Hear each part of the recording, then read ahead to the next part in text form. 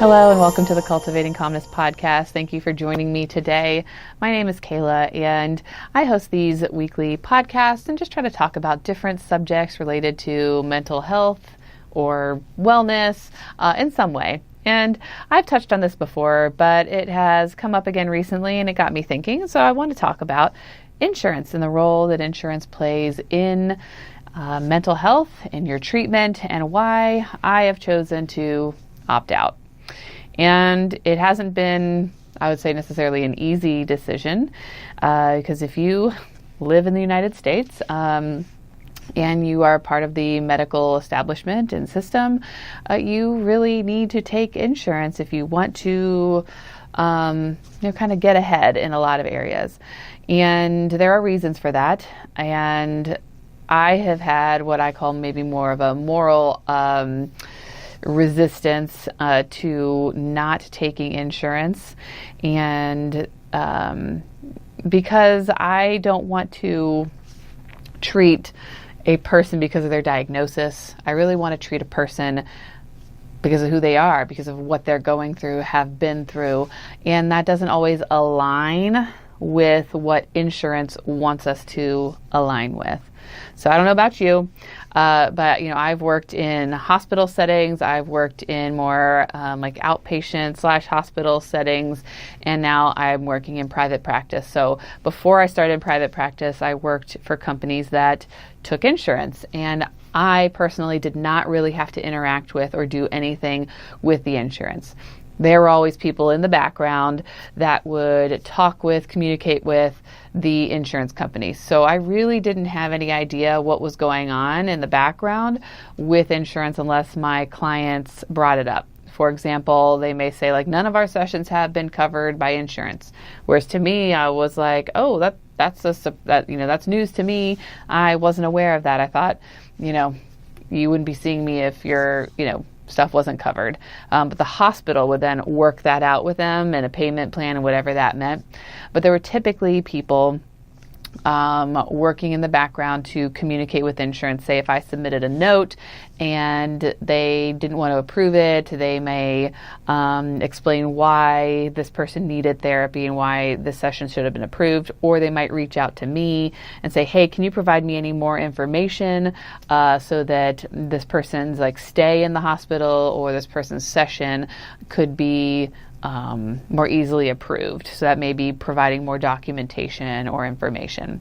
So I would have that happen. So I knew I didn't really want to have to deal with that part of the insurance world when it came to private practice. And then when it comes to private practice, you're essentially on your own. So there are people out there, and I do have colleagues that have decided to take insurance and do all of that work on top of the work that they do, as far as individual therapy with clients. So they submit their notes. They may have to then communicate, be on hold with insurance companies to debate or talk about their notes. Now, I haven't had that experience, but I've had colleagues that have talked about that experience. So I didn't really want anything to do with that. Now, that's not a moral issue that I have, but it is an issue that gets in the way of treatment if you have to spend just as much time working with an insurance company as you do working with the clients themselves.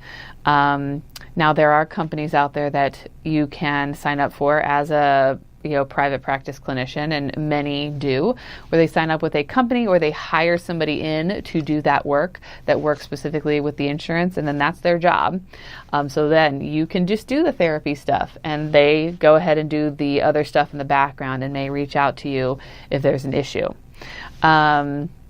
So there's, I'll talk a little bit about it in a little bit, but there's companies out there that can do that for you for, a fee. And if you're doing it on your own versus using one of these companies, there may be payment differences.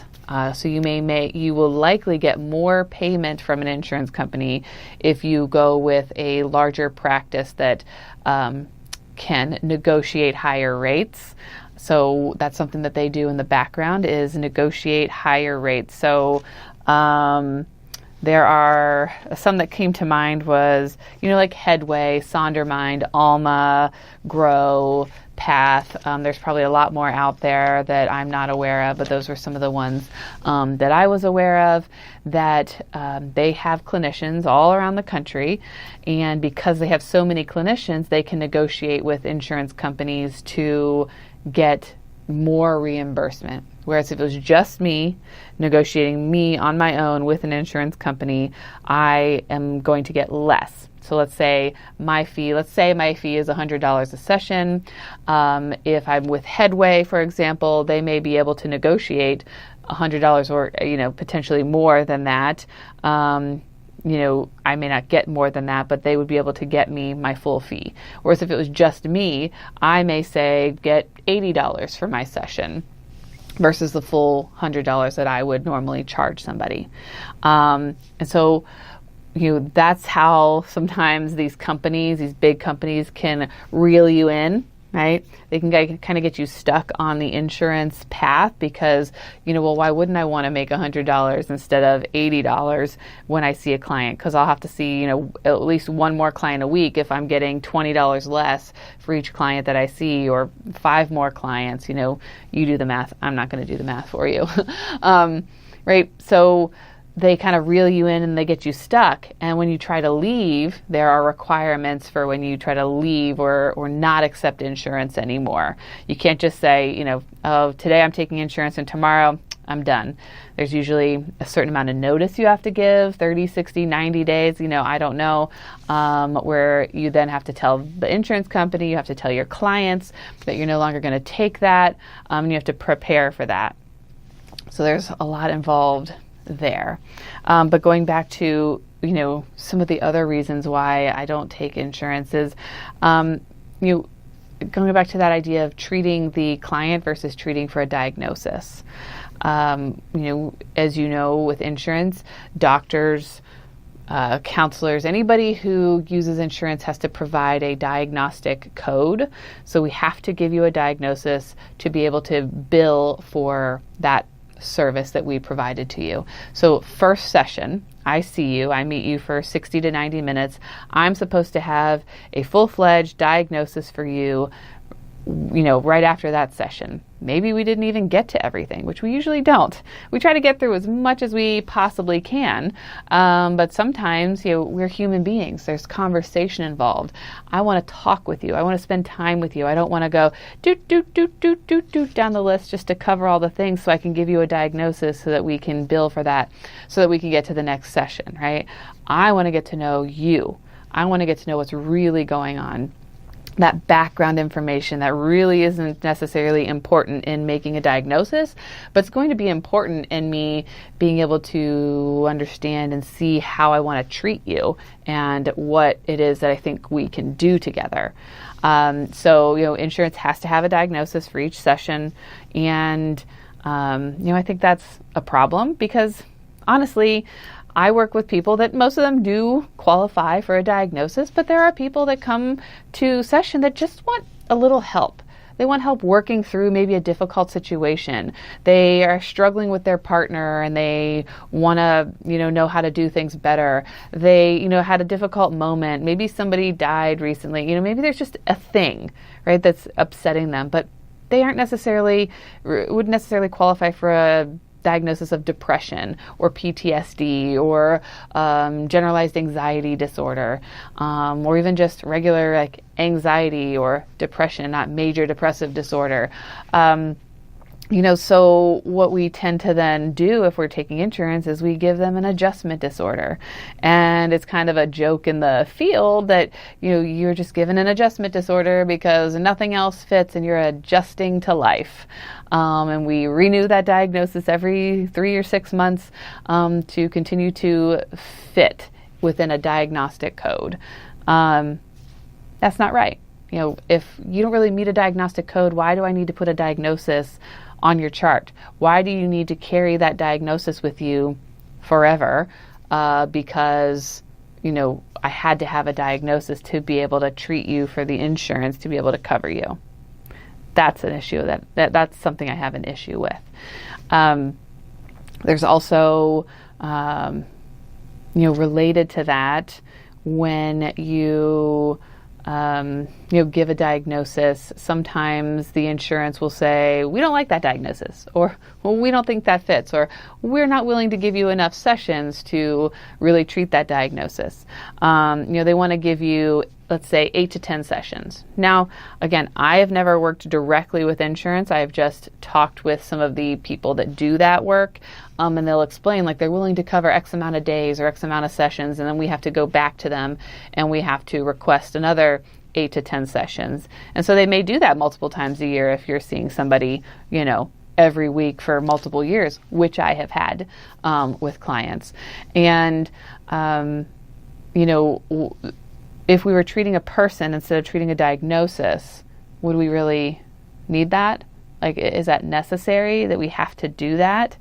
Obviously, there are people out there that can take advantage of situations, and you're going to have that in every situation and every practice and every scenario. And sometimes it's on purpose, and sometimes it's just happenstance, and there's extenuating circumstances, for example. But for the most part, right, you maybe say somebody has extreme PTSD and the insurance off the bat is like, we'll give them 8 sessions. Like, I'm barely getting to know somebody in 8 sessions. Yes, I'm getting to know them. Yes, we're doing work, but there's a lot to get to know for somebody with, say, like complex PTSD in 8 sessions. We aren't, getting to the root of their problem, and they're nowhere near being healed in 8 sessions. So when we talk about insurance and what they cover and why and how much, that's a factor. Sometimes, for example, insurance, the insurance that you carry as a client, as a patient, is only going to be willing to cover so much of your session. So I've had people say, well, I've had to pay out of pocket almost the same amount as your private pay session that and my insurance barely covers it. So I may as well pay you, privately than use my insurance. I've had that happen. Or, it only covers so much, $50, and the other $50 they have to pay out of pocket because your insurance doesn't, different people's insurance is willing to cover mental health better or worse than other people's insurance. And,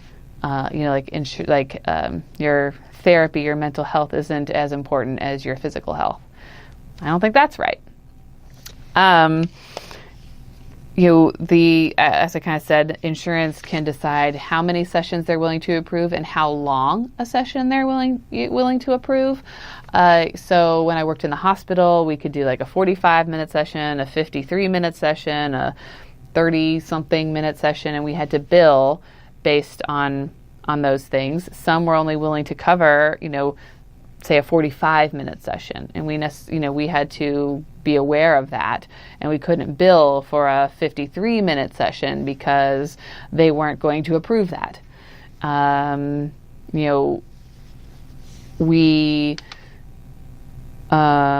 that, that's just something that maybe you are not aware of, like in therapy. And I'm guessing medical doctors have similar things like that. The type of therapy, they can decide which types of therapy they're willing to approve or not approve. So, whether it's CBT, EMDR, somatic therapy, IFS, group therapy, fill in the blank. There's all kinds of modalities out there. That's just a very teeny tiny smidge of the examples. But they may say, yeah, we're not going to cover EMDR. So you'll have to pay out of pocket for that. So I either do EMDR and I don't list it as that, or I list it as that and the client doesn't get it covered and they have to pay. So the insurance determines that based on what they're willing to pay and what they think is appropriate for your client, not what you as the provider think is appropriate for the client. I don't know. I don't like that. Sometimes insurance companies will do what they call a clawback, meaning they will approve your session and then later on say they don't approve your session, and then they're going to want that money back, and you've already been paid for it. So it's not necessarily coming from the client, it's going to come back from you. And you're going to have to pay back that money. Now, again, I haven't personally had to deal with that, but I have had colleagues. I've seen people post about those things, and that can be extremely harmful to a clinician, especially if they've had many, many, many sessions and the insurance is all of a sudden saying, we don't want to cover any of them, or we're not going to cover a certain amount. That could be thousands of dollars that they are out. And, that's not right. Sometimes, trying to think of some other things. I think I covered a lot of the reasons why I really dislike insurance companies and what they can do and how they can kind of trap you. Believe me, does it sound really good? That I could accept all these insurances and I could be seeing more clients and that means I would be getting paid more? Yeah, absolutely. Because I could probably have a full schedule. I don't have a full schedule yet. It's slower, so that's a downside to being private pay. Depending, some people seem to pick up clients faster than others. It depends a lot on your niche area, where you're located, the economy, which isn't doing great right now. So people are, able to afford less, be able to come to therapy less and to pay those private pay prices. So, that's a downside to not taking insurance, but a benefit would be being able to see more clients, being able to help more people, being able to make more money. But then you have all those other things you have to deal with in regards to the insurance and what they require. Another benefit is I see it as quality over quantity. So I can have a more quality relationship with my client than just the number of clients that I'm able to see. Don't get me wrong. I'd like to be able to see more clients, and I want more clients that fit in the niche and that want the same things that I want for them. So I can focus more on that holistic lifestyle, which, is less likely to be covered by insurance because that's not what they're about. They're not about alternative treatments. They don't cover chiropractic care and massages and acupuncture and all of those things. Now, sometimes they do. I can't say all the time they don't, but, oftentimes they're not willing to cover all those things fully or at all. And that's the world that I live in, and those are the things that I do. And so I don't want to take insurance and then also send people off to alternative providers where they aren't taking insurance either because of the lifestyle and because of the ways that they see the world and the ways that we see people as human beings and treat them differently than Western medicine does. I think it's more personalized care. There's more privacy involved. When you have insurance, they see all of your records. If you've been given a diagnosis of bipolar disorder, that is on your chart, that is in your medical record forever. Versus if I give you that diagnosis in my private pay, that's not being sent to any insurance company. That's just between you and me. And if you request that and you send it to them, right, then that is up to you. But you have that choice. Whereas you don't really have that choice when it comes to using your insurance. Those things aren't as private. And, your diagnosis can be more specific to you. And it doesn't have to be geared towards what an insurance company is going to approve or not approve. So there's probably more reasons I can think of to take or not, to not take insurance. But those are some of the reasons that I don't take insurance. I want to have a more personalized relationship with you. I want to talk about wellness and functional health, and I want to help you to figure out what's going on from that root, from that trauma history, from where is that coming from. And insurance doesn't always allow that to happen. And so that is unfortunate for me and maybe sometimes for my clients, because it is makes it it is a barrier to treatment sometimes, is being able to afford the therapy. And so if you're out there and you're listening and you're interested in this type of therapy and you're not interested in insurance, this is just a little insight from me as to why I don't take insurance. Other people may have their reasons, and in addition to what I've shared, or something totally separate. You talk to them about it and see if that fits you, and if that's something as a client that you want, you specifically want, or as a clinician, if this helps you decide what you want to do in your career. And there's no, right or wrong. If you want to take insurance, that's totally up to you. And if you think right now maybe the benefits outweigh the risks, or it's better for you to take insurance now, and maybe later down the road you'll consider not taking insurance, that's great. Believe me, I have thought about that. I've gone back and forth and in my head, and I've talked about it with people because it is hard in a world that is kind of run by insurance to not take insurance. It's not an easy decision by any means. And who knows, maybe someday I will, but at this point in my life and where I am, it's not something that I want to engage in at this time. And if you have any questions or thoughts, or you want to share your perspectives, I'd love to hear it. Thank you for joining me, and I'll see you again next week.